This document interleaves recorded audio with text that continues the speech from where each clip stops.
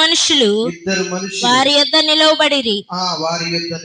వారు భయపడి ముఖములను నేల మోపి ఉండగా వీరు సజీవుడైన వానిని మీరెందుకు మృతులలో వెతుకుచున్నారు? ఆయన ఇక్కడ లేడు, ఆయన లేచి ఉన్నాడు. గట్టిగా చప్పట్లు కొడదాం. ఎక్కడున్నాడు? లేచి ఉన్నాడు, లేచేసి ఉన్నాడండి. మృతులలో వెతికే పరిస్థితి ఉంది ఈ రోజున. ఎక్కడ వెతుకుతున్నారు వారు?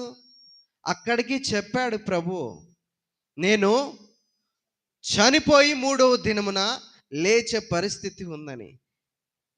ఏం చేస్తున్నారు వీళ్ళు? సుగంధ ద్రవ్యాలు ఎవరికి రెడీ చేస్తారు? అక్కడ చనిపోయినప్పుడు చనిపోయి ఉన్నవారికి. ఇంకా ఏమనుకుంటున్నారు వీళ్ళు? చనిపోయే ఉన్నాడు, ఇక లెగవడో. ప్రియులారా, మన పరిస్థితి కూడా అట్లానే ఉంటది. వీళ్ళెవరు? దేవుని దగ్గర ఉన్నవారే. ఎవరు? మగ్దలేని మరియా, వీరందరూ దేవుని యొక్క అద్భుత కార్యాలు చూచిన వారే. ఇంత అద్భుత కార్యాలు చూచి కూడా, ఇంత దేవుని దగ్గర సన్నిహితాన్ని వారు కలిగి ఉండి కూడా ఏమని చెప్పాడు ప్రభువు? 3వ దినమున నేను లెగుస్తాను అని చెప్పాడు. 3వ దినమున వారు వచ్చి పరామర్శిస్తే బాగుండేది, కానీ ఏం తీసుకొస్తున్నారు? లెగవడిలే అనేసి ఏమని ఏర్పాటు చేశారు ఇక్కడ? ఆదివారమున తెల్లవారుచుండగా ఆ స్త్రీలు తాము సిద్ధపరిచిన సుగంధ ద్రవ్యములు తీసుకొని సమాధి యొద్దకు వచ్చారంట. ప్రియులారా, మన భక్తి కూడా ఇలాగుననే ఉన్నది.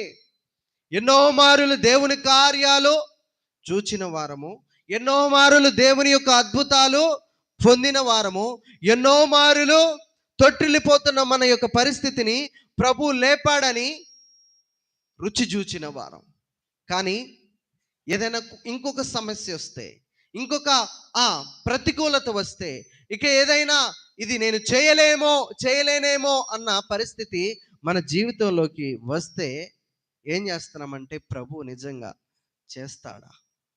ఈరోజు ప్రియులారా, అట్లాంటి పరిస్థితులలో ఉన్న మీరు, మనమందరము ఒకటి గుర్తుంచుకోవాలి. మరణాన్ని ఎవరైనా గెలవగలిగారా అండి? లేదు. సజీవుడైన యేసు ప్రభుల వారు ఒక్కడు మాత్రమే. అలాంటి దేవుణ్ణి మనం నమ్ముతున్నాం.